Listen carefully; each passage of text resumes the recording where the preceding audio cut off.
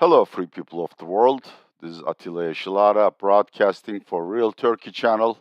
Today's topic is Turkey's number one political prisoner, Mr. Osman Kavala, whose picture you can see here.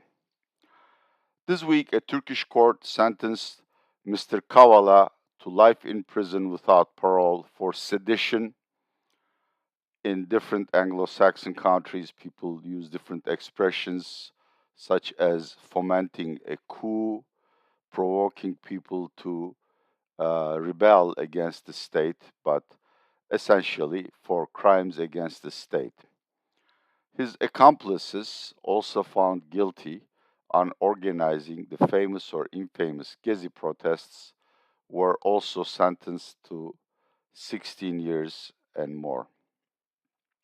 Before I do the video about Osman, here we go.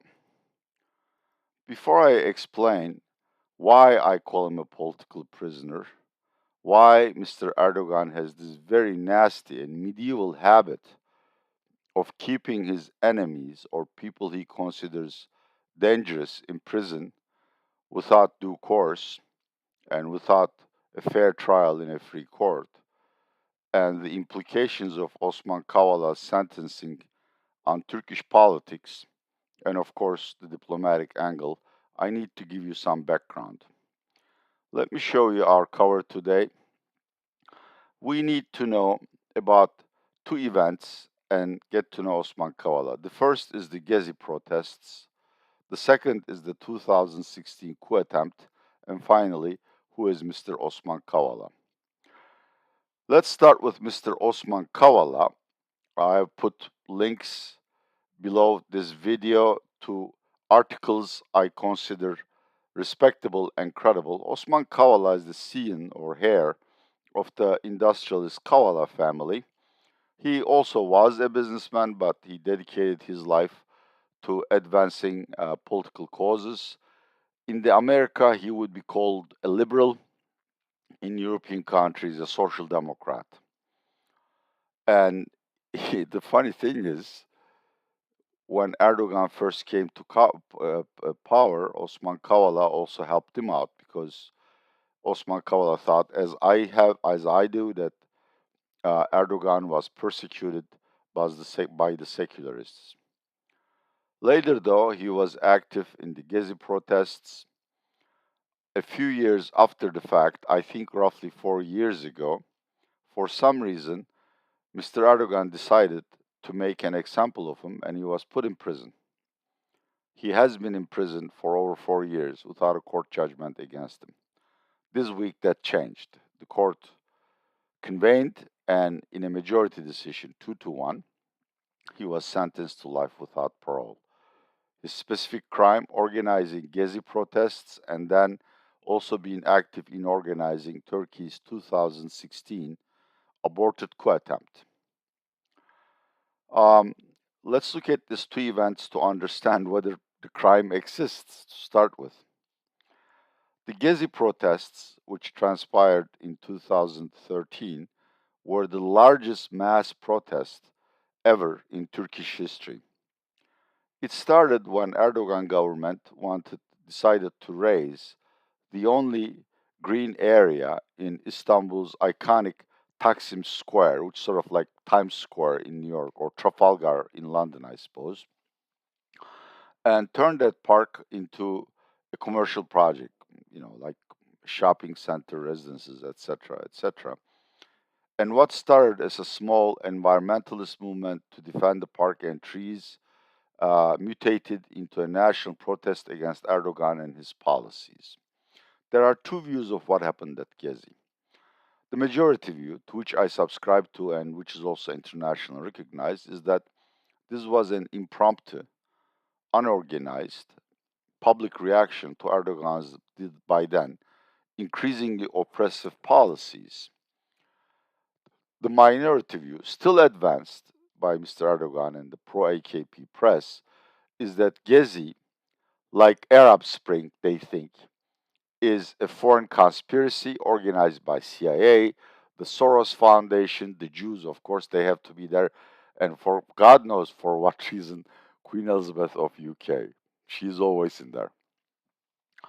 So essentially, what is, just a spontaneous gathering has been turned into a crime, into an act of sedition or rebellion against the state.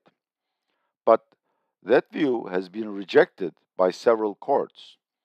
But at the end, after the 2016 coup, which I shall cover next, when Mr. Erdogan consolidated his power over all the organs of the state, including the judiciary, he has found judges who were in his pocket or who were ideologically affiliated with him to open a lawsuit into Gezi, and the judges eventually decided, yeah, Gezi is a foreign provocation and an organized attempt to overthrow the government. This is a picture from the Gezi protests.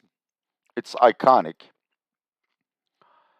This is a young female, probably not even part of the protests, in a beautiful red dress, being viciously maced by a police in goggles.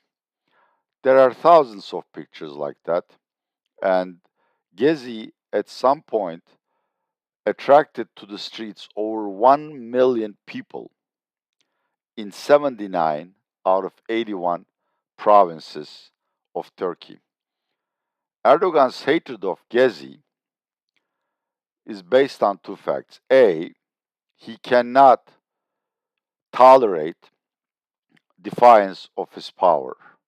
Two, he is really paranoid about foreign conspiracies. I mean, essentially, all of his diplomacy and economic theories are based on foreign conspiracies amounting to the world hating him and trying to get rid of him.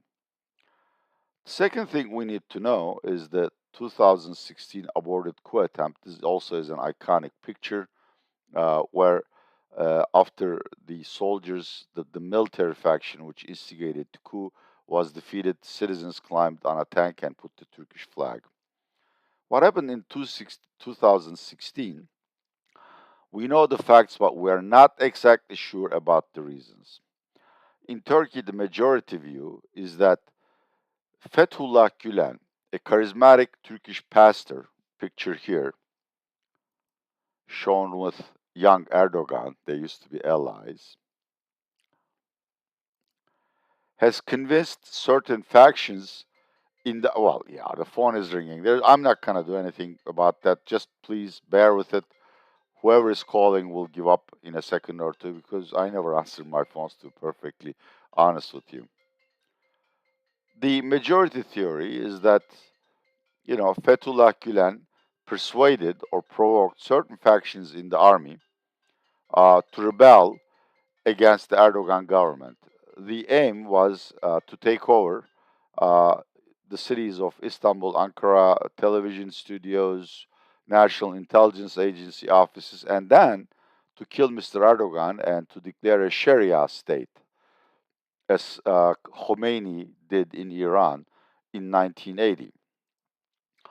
The minority view is that even though this may be the main cause of the aborted coup, Mr. Erdogan knew about it and allowed the coup to take start so that he can crack down ruthlessly on the army, on the secularists, and anyone associated with the Fethullah Gülen tarikat or religious order.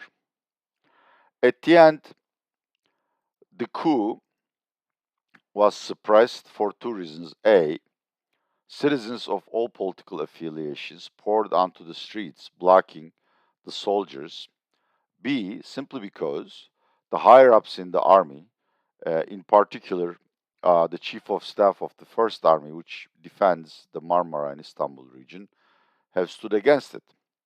At the end, obviously, the coup was aborted, but Mr. Erdogan did, as the conspiracy theories go, use it as a means of eliminating all of his rivals and essentially suspending law and order in Turkey for 2 or 3 years. Hundreds of thousands of people who were simply followers of Fethullah Gülen, who, as I said, is a pastor, he has his own church, but had no idea what his political aims were put in prison by a legal doctrine I would simply describe as guilt by association. So if you went to a Gülen sermon, if you have a bank account in Gülen's bank, yes, he did have a commercial bank, Bank Asia, or if you sent one of your children to one of Gülen's religious schools, you were immediately guilty. The courts did not look for any other evidence, and I, I think more than 100,000 people, soldiers, civilians, bureaucrats, etc., are still in prison serving long prison sentences. Um, but I'm not so sure how many of them are actually guilty of participating in this coup. Now, Mr. Osman Kavala is also accused of being one of the co-conspirators of the 2016 coup attempt, which is ridiculous because Osman Kavala has dedicated his life to freedom of speech, to democracy, and to liberty for all. But here we go, and I think you want to ask the question of, look, I don't know who you are. I don't even know if you are an expert. You I use a politically charged term, political prisoner. What right do you have to defy the justice doled out by a legitimate court and call this guy a political prisoner? Very simple. First of all, his case was taken to European Court of Human Rights, which according to Turkish constitution is above all Turkish courts, and he was found innocent. Two, in a Turkish court too he was found innocent. But as I've said, Mr. Erdogan has this nasty habit of making example of people or keeping dangerous people in prison. So, yeah, the trial restarted, the judges changed, and the new judges closer to AKP probably have convicted him to life in prison without parole. Is he the only one? No, there are thousands of others. Some of these have been acquitted by lower courts. Some of them are, you know, human rights activists. Turkey is the third worst jailer of journalists after Iran and China. Secularists, former generals accused of planning a coup, spend years in prison. Essentially, Turkey is a jailer's paradise. But I want to focus on two names, and I put links to their cases below, which pain me deeply. The first of it is Mr. Selahattin Demirtas, former chairman of Pro-Kurdish Rights Party, HDP. He too is currently under trial for fomenting riots called Kobani riots, as well as hundreds of other crimes such as being an accessory to terror organization, PKK, ordering murders, etc., etc. There is also a landmark case in the European Court of Human Rights, which has declared him innocent. Nevertheless, he's been held in jail for more than 4 years without due cause, simply because he's a very charismatic leader who got more than 11% in one of the previous presidential races, and he is currently considered the most dangerous rival to Mr. Erdogan. Not only Mr. Selahattin Demirtas, but dozens of deputies from his party, HDP, are also in prison. And one of them, Aysel Turluk, the former co-chairwoman of HDP, has Alzheimer's. Her health is extremely poor. She should be pardoned on on humanitarian grounds, but of course, Mr. Erdogan has no humanity in him, so she's condemned to die in prison. And finally, a friend of mine, not a close friend, but a man I respect very much, Mr. Metin Gurjan. I found out about him when I started reading about military affairs, Turkish army, etc. He is the premier military affairs analyst and strategist in Turkey. He wrote for Al Monitor as well as numerous other Western think tanks. He is currently in prison under trial for spying for foreign governments. His crimes, photo evidence of him talking to ambassadors or ambassadorial employees for two foreign governments. By the way, I do that quite a bit and I do it for money. It's my job. They ask my advice. the embassy of Zimbabwe or the Greater African Republic, if they pay me a couple of $100, I'll tell them everything I know. But he's not a spy because he doesn't have access to any privileged information. Neither do I. Again, there are thousands of others. I don't want to do them injustice. Their tragedy is as big or perhaps even bigger than these two names I mentioned. But again, with apologies, I can't keep so many names in my head, uh, except to say that that this is a common practice in Turkey, and it is used to to impose fear and terror on people's minds. There is a very clear message. If you are an enemy of mine, I'm going to put you away forever. And I'm going to make sure you suffer in prison.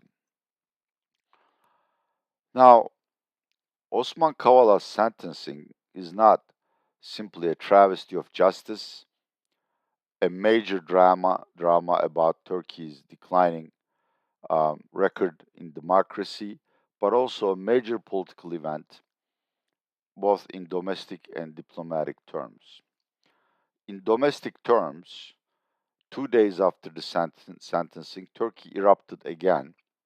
There were small scale protests in 12 cities across Turkey. I expect more. I hope it doesn't get out of hand. But Gezi has sort of, you know, become the symbol of Turkish resistance to oppression and turning into a crime and putting people in prison who were not even probably, responsible for organizing Gezi has not sat easy with Turkey's left wingers, social democrats, and anyone who's against Erdogan. Two, it united the opposition. Currently, we have three different opposition groups. First, pro Kurdish Rights Party, HDP. Two, the left wing smaller parties, Turkish Labour Party, Turkish Communist Party, Turkish Workers' Party, etc. And then the main opposition bloc, about which I have shot two videos below, please check, called the National Alliance. Even though all of these constellations are against Erdogan, they don't get along very well. But yesterday, not only leaders and spokespersons of the National Alliance, but also members of the Turkish Workers' Party and HDP stood together with their national ally compatriots protesting Osman Kavala sentencing. And suddenly, Mr. Erdogan created fertile ground for these opposition alliances to cooperate, not to join, but to cooperate against them. Why is he doing that? Why is now? I mean, this trial has been in progress for 4 years. Why has Erdogan suddenly decided to end it and to dole out the most brutal and unforgiving punishment against Osman Kavala? The leading theory to which I subscribe but not completely commit myself is that Mr. Erdogan is getting ready to call snap elections, and essentially this is a message to all of his opponents that if they defy him, if they look like they're going to win the election, they're going to put him in prison and and the keys will be thrown away. Two, he might actually want to provoke a second Gezi protest so that he can call a state of emergency or martial law, delay elections, and probably suspend democracy and all of its institutions for another 2 years. Whether he can succeed is a different problem. As I've mentioned in several videos below, political affairs are of no interest to a majority of Turkish voters who are undergoing one of the most excruciating uh, episodes of impoverishment in recent history. Up to 60% of the voters may not be able to afford enough food for themselves or for their families. So, they're not going to vote for Erdogan, even if he conjures new protests as another existential national security threat. Going to the diplomatic front, I shot over 200 videos, and whenever his name is mentioned, I'm usually against Erdogan. But he did a good job in Ukraine war for two reasons. A, he balanced Russia and Ukraine slash the West cleverly, so that Turkey was against Russian invasion of Ukraine, but it didn't participate in some of the um, sanctions. And he also acted as a good faith intermediary, not only between Putin and the Western leaders, but also managed to bring lieutenants of Zelensky, the Russian president, and Putin together in Istanbul and Antalya. And even now, these two leaders, these two opponents, are talking to each other through Mr. Erdogan. This was great. And I honestly thought, well, he could convert the new goodwill in Western capitals into some financial benefits, such as cheaper credit, perhaps more foreign direct investment, or getting rid of age old conflicts like Turkey's purchase of S 400s. All of these are in videos below. But yesterday, United States Department of State published a scorching press release condemning in the strongest terms the sentencing or the conviction of Osman Kavala. And furthermore, Erdogan committed another error. His defense agency chief stated irrevocably, unequivocally, that Turkey is going to buy a second batch of Russian made S 400s, which killed all the goodwill and hopes of rapprochement between Turkey and the United States. As I've said, for EU, Osman Kavala is now the paramount problem between Turkey and themselves, simply because violating European Court of Human Rights rules is anathema to EU constitution and to EU's moral values. And Osman Kavala has become the symbol of how far Turkey deviated from acceptable norms of democracy. At the end, whether you believe it or not, this is what EU says. It's a voluntary cooperation of democratic states. So, to the extent Erdogan decided to punish Kavala, Turkey is no longer a democratic state and it has no future in EU. This also has, financial repercussions. Turkey was hoping to start negotiations on a newer, more extended customs union, which would deliver trade benefits and perhaps even get a visa exemption as granted by EU to many friendly nations, which means not only that I will be able to visit any European country without waiting days in front of embassies in Turkey, but also Turkish businesses will be able to visit and tour Europe to promote their business interests and to market their goods and services. So once again, Erdogan stole defeat from the jaws of victory by two acts of personal vengeance. I am sorry for missing for delaying my videos, but I've been down with bronchitis caused simply by my habit of smoking 2 packs of cigarettes a day. Please do not smoke. Please do not smoke. And please, if you like this video, share it with others who may have interest in Turkey. I don't really care whether you subscribe or not. Okay, have a good day. Hopefully, I'll recover from my bronchitis and shoot more videos in the coming days.